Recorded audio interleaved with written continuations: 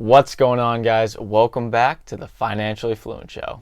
If this is your first time watching, I upload weekly videos where I define and go over different personal finance terms, so subscribe to increase your knowledge on investing, banking, taxes, and more. Do you know what equity is? Because that's what we're talking about in today's episode. Let's become financially fluent. Before we start, I just want to point out that all of the words in red are future videos and will be linked in the description as soon as they're posted.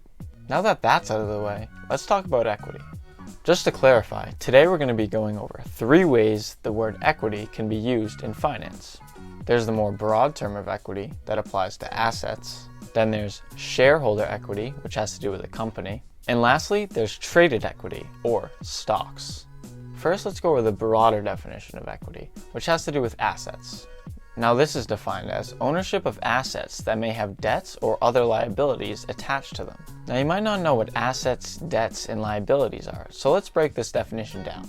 The first part says the ownership of assets. This just means owning a financial resource, such as a house. Now, the second part of the definition says that assets may have debts or other liabilities attached to them.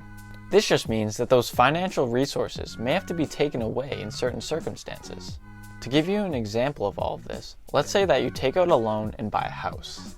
The house is an asset, and the loan is debt, which is a type of liability. And the liability is attached to the asset, just like in the definition. Once the debt is paid off, the liability is no longer attached to the asset. This way of looking at equity not only applies to just homes, but also for cars, boats, or anything else that you would finance, aka not pay for all at once. Just like I said in my explanation, the liability means that the asset can be taken away in certain circumstances. The circumstances for the house are if you don't pay back your mortgage, or the loans, on schedule. And by not paying, the bank will actually take your house. Let me add that equity is seen as a percentage. This percentage comes from the equation equity equals assets minus liabilities. Back to the house example.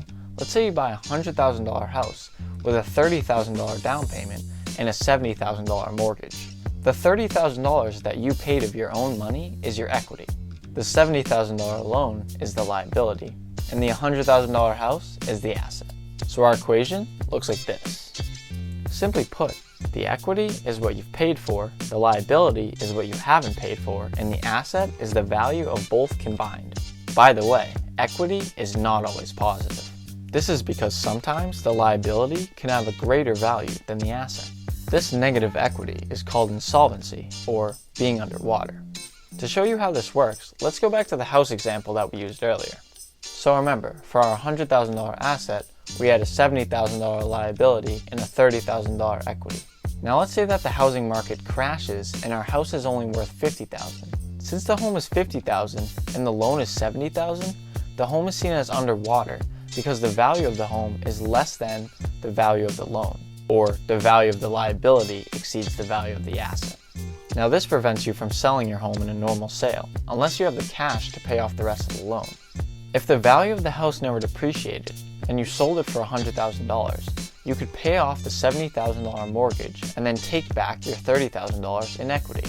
But if you tried to sell your home after it depreciated down to $50,000, you would only be able to pay off $50,000 of the loan, leaving you still owing $20,000 to the bank. And this is why banks don't let you do a normal sale, unless you have the $20,000 to make up for the difference. Now let's move on to equity as it pertains to a company. Now the equity of a company is called shareholder equity. This is defined as the amount of money that would be returned to shareholders if a company liquidated all of its assets and paid off all of its debt. This just means the amount of money that would be left over if the company sold itself and then paid off all of its debt. The equity of a company is calculated using the same equation we went over earlier. Equity equals assets minus liabilities. All of the aspects of equity that we went over in our last definition also apply to shareholder equity. Shareholder equity is an important measure of the health of a company. It's put on a company's balance sheet, which is a summary of its finances, along with other financial metrics, so that investors know whether or not they want to invest in the company. The higher the shareholder equity, the better. And of course, since shareholder equity is just equity as it pertains to a business, this equity can be negative. When a business has negative equity, it's said to have balance sheet insolvency.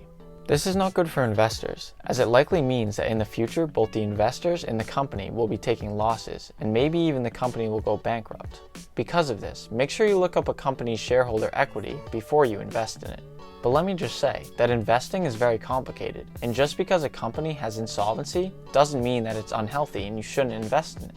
Let's move on to our last way equity is used, which is as a synonym for stocks or shares. If you own a share of a company or its stock, you have equity in the company. This makes perfect sense, as you now have a piece of the company.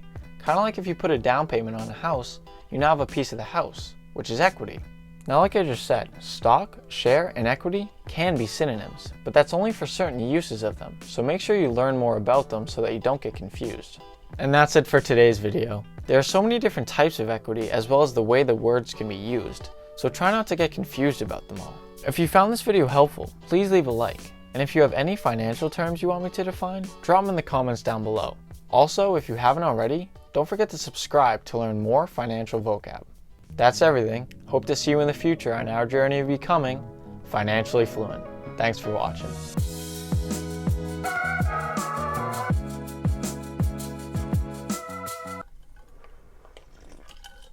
I can't pronounce anything. This just means that this, not this.